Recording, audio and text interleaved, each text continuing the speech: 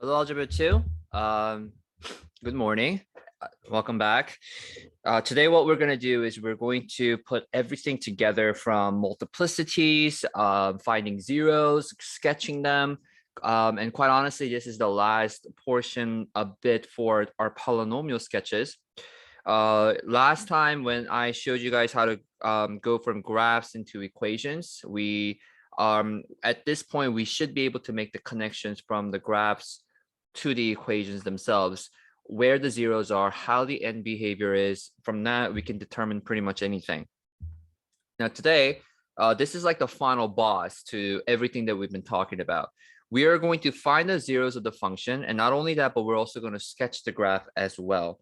So let's take a look at this example. It's going to be very similar to your homework questions. They're pretty much going to look exactly the same. I have x to the power of 4 minus x cubed minus 7x squared plus 13x minus 6. Back in the days where I was teaching you those things, the remainder theorem and such, this is not something that's new. You guys have already done this before. So all I'm going to do is I'm just going to reiterate on what needs to be done from this point onwards. Okay, so first of all, I'm going to use the calculator on the side. I'm going to pull this up. If you guys don't know where to go to get access to free calculator, it's NJSLA practice test. And the first thing that you should see is Pearson or TestNav. And then you just click on this calculator button. I've shown you this many times before during the class too. So hopefully you remember how to get to this. So my function is x to the power of 4 minus x cubed minus 7x squared plus 13x minus 6. Now, what do I do? Like, there's nothing for me to do. There's no divided by x minus 1. Like, so you might be wondering, like, what am I supposed to do here? Well, it's your job to figure it out. I call it go for fishing for these zeros, right? So the one thing I'm always going to ask you to do is store 1 into the x. If you don't know where the store button is, it's left of the number key 1. Okay, so you should see STO with a little arrow sign. So you do 1, store it into the x, and that gives you a 1. So now all I'm going to do is I'm just going to type this all away. Minus x to the power of 3 minus 7x squared plus 13x minus 6. Oh, look at that. I lucked out. And so that gives me a 0 when x equals 1. So I know for a fact that 1 is going to be my definite 0 in one of those locations. And I'm going to do synthetic division with this. So 1, -1, -7, 13, and -6. Now, when I do this, I bring down the 1, 0. That will be 0, -7, -7. That's 6, 6, and that's 0. You want to do this so that you can get the result. You shave off one of the layers, and now what we end up with is the power of 3 cubic polynomial function, 0x squared minus 7x plus 6. At this stage, what you want to do also is you want to do synthetic division one more time, get rid of the zeros until you get to the quadratic. If this is not a quadratic, it means that you have some more work that needs to be done. A quadratic is something I taught you way back in the past, so you guys already know what to do with those. However, for these, it's very difficult for you guys to factor because it's a cubic polynomial, so we really can't do that as of yet. So I'm going to use this equation now, and I'm going to still store 1 as x. It's still stored in as x for you. So let's just do x to the power of 3 plus 0x squared minus 7x plus 6. Oh, look at that. It gives me another 0 when x equals 1. So I lucked out.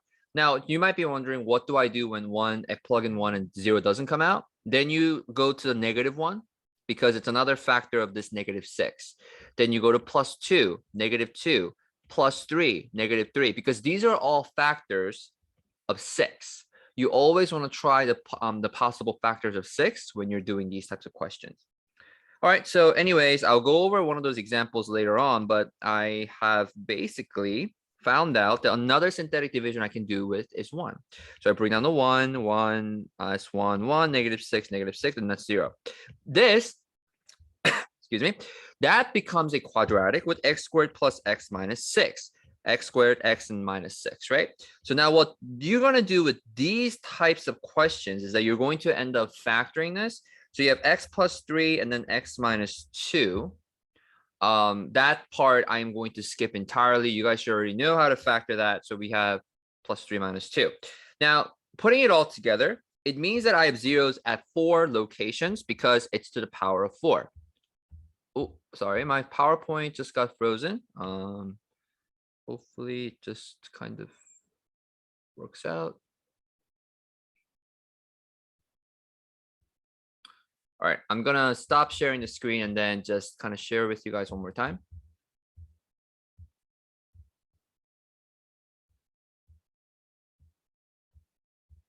All right, I think it works now. So here we have x to the power of 4. So that means that we're going to have 4 zeros. This is what it's talking about. So where are my 4 zeros at? That's 1, 1, because those two are the actual zeros that I found by using synthetic division. The other 2 zeros here will be located at -3 and +2. So I'm going to go to +2, -3, and +1. Now, please keep in mind that there is a multiplicity here. We talked about multiplicity for the past couple of days. If I have a multiplicity of 2 at 1, it means that it bounces off at that particular location. Got it? Now, also another thing we need to take into consideration is the end behaviors. Do we know where the end behavior is for x to the power of 4? Well, it's a positive coefficient because it's positive x, and it's an even powered polynomial, which to the power of 4. So if it's even and positive, it means that as x approaches -infinity, doesn't matter because negative to the power of 4, because it's even number, y will approach positive infinity, so it's going to go up. When x approaches positive infinity, y approaches negative infinity. I'm sorry, what am I doing? It's going to go positive infinity because positive to the power of 4 is an even polynomial, so why bother? So I'm going to have like a U shape or W shape, depending on how many polynomials we have and how many degrees we have. Luckily, we already know that the power of 4 usually yields a W kind of shape. So what I'm going to do is first I'm going to go down like this. I start from the top and hit that first 0. Then we know that the y-intercept, this is just a food for thought, but the last number in a standard form, we always know it's negative, that's your y-intercept. So just, you can use that as a kind of another guidance reference kind of tool, where you can just kind of go through that point also and hit that point, but let's be careful now. At that particular location, x equal 1, what happens? It's going to bounce off because it's a multiplicity of 2. And then it's going to go back up and then hit that 2. And then it's going to have this little shape right here. So you do see a little bit of a W shape, but it's elongated in the first half. And so I'm going to use Desmos and to kind of show you guys what we're talking about here. So we have x to the power of 4 minus x to the power of 3 minus 7x squared plus 13x minus 6. So as you can see, it's different because this one's a computer and it just kind of goes all the way down to like, I don't know, like -36 or something. Remember, you're not ever asked to figure out like how low this thing has to go, like how deep, but that doesn't matter as long as the shape makes sense. So we certainly do have a multiplicity happening at 1, 0. There's the little bounce thing. So as long as the shape is fine, end behavior is fine, the zeros are fine, you should be also good with these types of questions. Okay, so we'll go over one more problem for today. For these types of questions, we're going to skip for now, and I would like for you guys to try this on your own. You can pause the video now, and then once you're kind of ready to move on, and then just play it back again. So we'll go over the answers together afterwards.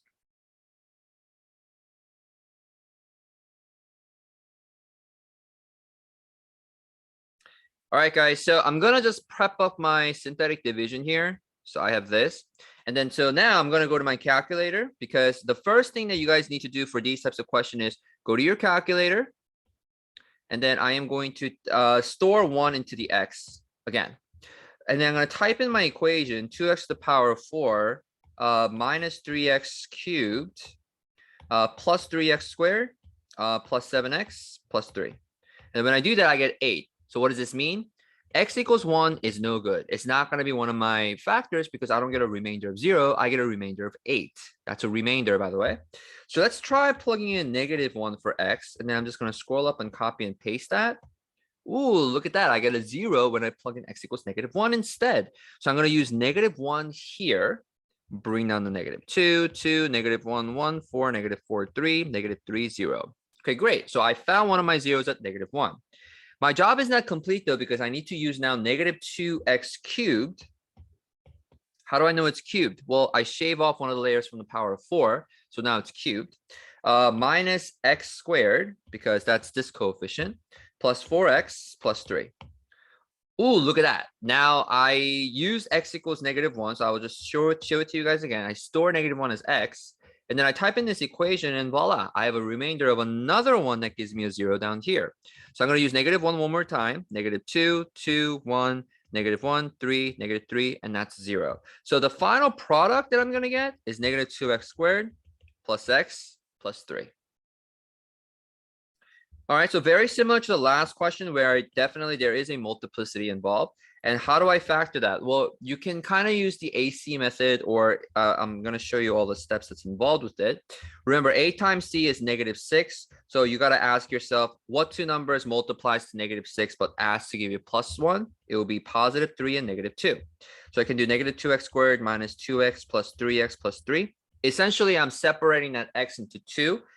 Being a -2x being for one of them, 3x being the other. When you put them together, you get +x anyways. Draw the wall and factor them separately by using the greatest common factor. So that's x plus 1, 3, x plus 1. So therefore, my final answer would be -2x plus 3 times x plus 1. Those would be my final factors. Okay, now let's be careful though, because if I solve for the x's here, it's not just simply -3 or, it's you got to divide by -2 now, right? So subtract 3 on both sides, -2x equals -3. So x equals +3 over 2 or 1.5, if you will. And x plus 1, we all know that that's a -1. Now this one's quite interesting because we have x equals -1 3 times. For crying out loud. So we have 1, 2, 3 x's that are exactly the same, and they all tend to happen at x equals -1. And also we have another 0 at 1.5 right here. Okay, so and the end behavior, super important stuff. We have negative and we have to the power of 4. So if I want to actually plot this using what we know about end behaviors by plugging in a negative number, plugging in a positive number, -2x to the power of 4, we don't care about the rest. We only take a look at the leading term. And imagine for a second what happens when you plug in a negative number there. Remember, you take care of the exponents first. Negative to the power of 4 is positive, and the -2 attached in front of it will make it negative. So guess what? My end behavior on the left is going down. Same thing happens on the other side. It's going to go down because plugging a positive into the power of 4 is still positive. That -2 multiplied to that will make it negative. So that is the end behaviors. Now all we got to do is just sketch it. Please make sure that you do a little squiggly at x equals -1. It's got to happen like that, because a multiplicity of 3 means that there's a little wave, there's a little squiggly going on. Then it's going to hit that +3 in the y-intercept. Then it's going to keep on going down and hit that 0. So obviously we have those two as our end behaviors going down. So this will be the graph of the quartic polynomial that you see here. Now, just for food for thought, I'm going to show you verification by using Desmos. So I'm going to turn this off. So let's do -2x to the power of 4. And then -3x squared to the power of 3. Plus 3x squared plus 7x plus 3. There we go. So you can see that there's a little squiggly happening at -1. This highest point, like I told you before, that's calculus, so you don't have to worry about that. Don't ever bother figuring that out. Y-intercept of +3, and you have another x-intercept of 1.5. So you have that little shape. Obviously, mine didn't go really as high as the graph that you've shown here, but if I were to sketch it, you can kind of do it the same way. But do I really care about how high this goes? No. So even if you sketch like that, it's totally fine by me. Remember, the 3 things that you need to consider are your end behaviors, your zeros, 3, and multiplicity if there are any.